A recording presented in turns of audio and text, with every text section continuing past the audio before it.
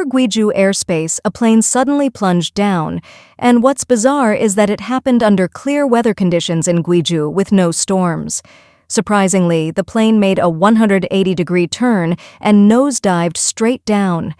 After someone posted a video of the incident online, those sharing the news were immediately warned not to spread rumors.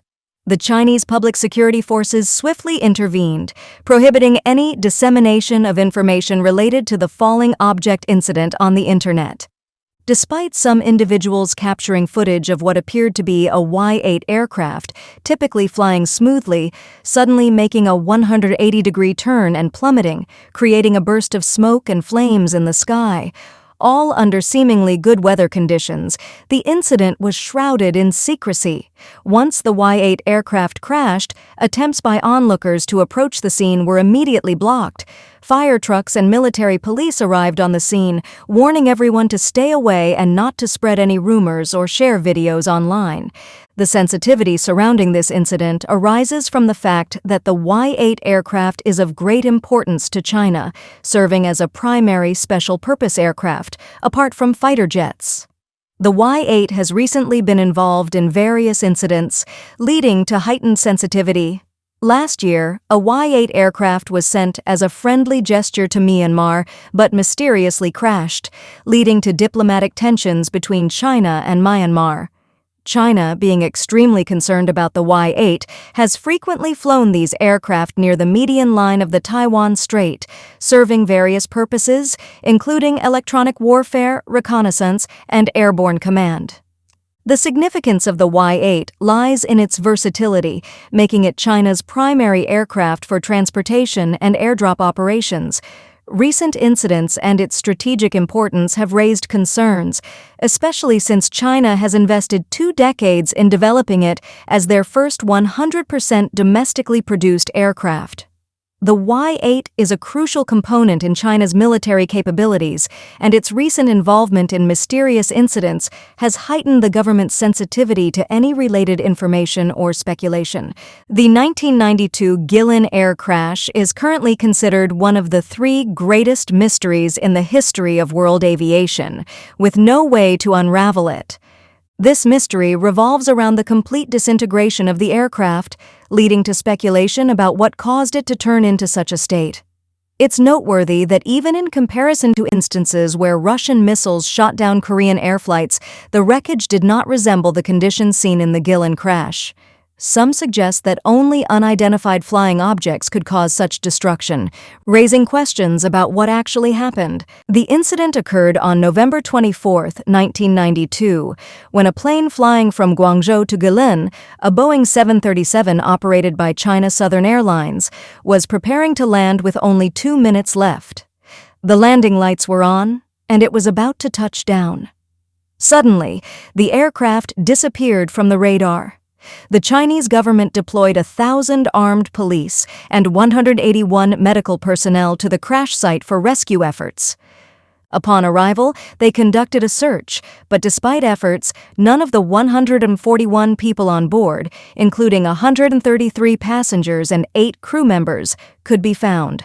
The most significant discovery was a single hand, with all other body parts missing. Only 2 human remains were located, consisting of a hand and a piece of scalp. In comparison, past air crashes, such as the Penghu air crash in Taiwan involving mid-air explosions, revealed more intact remains. The mystery deepens when considering that an aircraft carrying so many passengers resulted in the largest recovered piece being a single hand. To unravel the mystery, the investigators relied on 2 black boxes, the flight data recorder and the cockpit voice recorder. However, both were found severely damaged.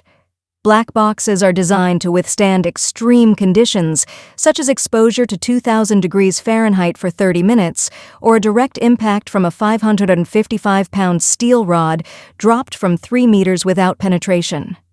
In this case, both conditions were exceeded, rendering the black boxes useless. Additionally, the location of the black boxes on the tail's shock absorber was unconventional.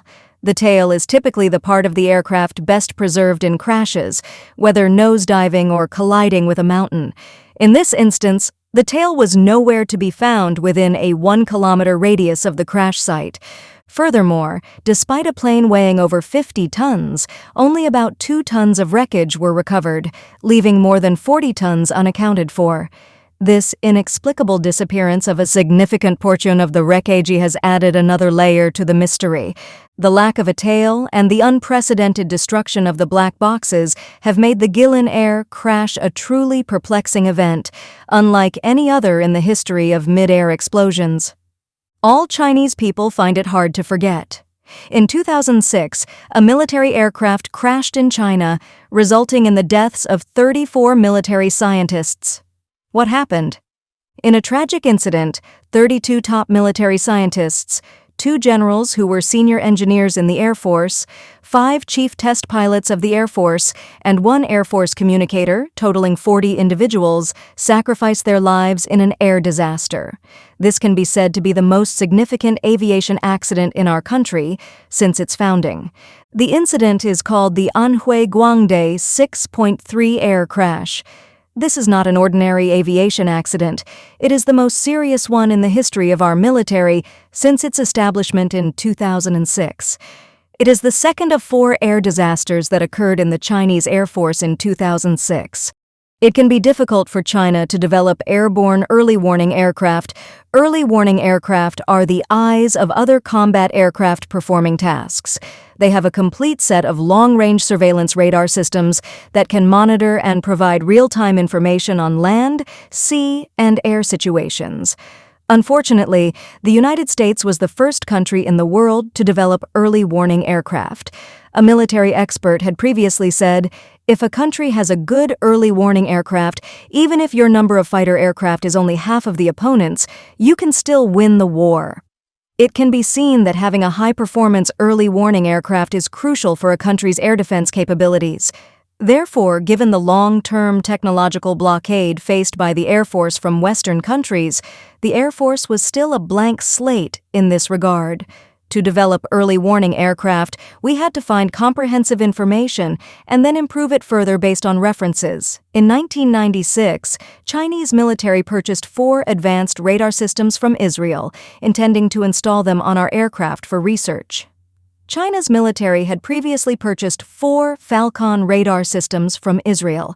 It was the world's first phased-array radar early warning aircraft with airborne early warning capabilities comparable to the U.S. E-3 early warning aircraft, and even some performance exceeded it. However, the price was only 1/3 of the E-3. How could that be possible? Even more so, the failure of this radar system acquisition deal dealt a painful slap to the military research workers at that time. Later, Russia came forward and offered to sell A-50 early warning aircraft to our country. However, we declined because from then on we understood a truth: what others give will always belong to others. Only by independently developing early warning aircraft can we break through the U.S. blockade. After that, in 2002, our country made the determination to manufacture its own early warning aircraft and named the project Project 1. Countless military researchers, fueled by patriotism, joined Project 1. In the absence of technological knowledge, Project 1 gradually produced results in the following 4 years, building on the foundation of the AN-12 transport aircraft from the former Soviet Union. After the news was announced, it quickly spread among the people, and countless Chinese people felt proud. Although the first early warning aircraft had been successfully developed, there was still some distance to go before it could be put into use. Testing and evaluation were necessary, as the performance in various aspects was unknown. The first test flight in January 2005 was very successful, marking the end of the first phase. However, unexpectedly, problems arose during the second test flight of the second aircraft. On the afternoon of June 3, 2006, the Airborne Early Warning Aircraft 200 AEW&C began its test flight. Was the newly developed system able to guarantee safety? No one knew. At 1:30 p.m. on June 3, 2006, the AEW&C, modified from the Y-8 aircraft, took off from the Feidong Military Airport in Hefei, Anhui. The initial takeoff was very smooth. However, 3 hours later, at around 4 p.m., when the early warning aircraft flew over Guangde, Anhui, problems suddenly occurred. The aircraft experienced severe turbulence, even descending low and rapidly flying in the direction of the county seat. According to the records at the time, witnesses saw 2 military aircraft in the sky over Guangde, one in front and one behind.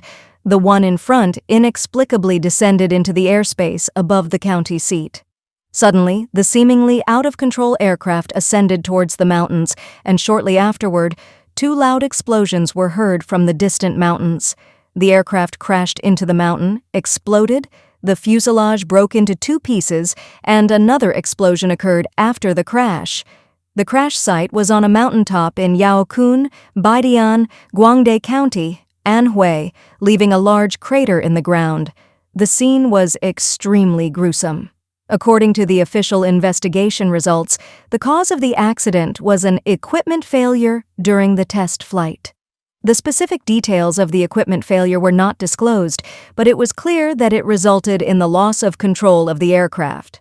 This tragic incident has deeply touched the hearts of the Chinese people. The sacrifice of these military scientists and pilots reminds us that national defense is not only about technological development but also requires the dedication and sacrifice of individuals. These incidents underscore the intricate challenges China has faced in developing and maintaining its aviation capabilities, with secrecy, technological limitations, and sacrifices playing significant roles in the nation's pursuit of a strong defense.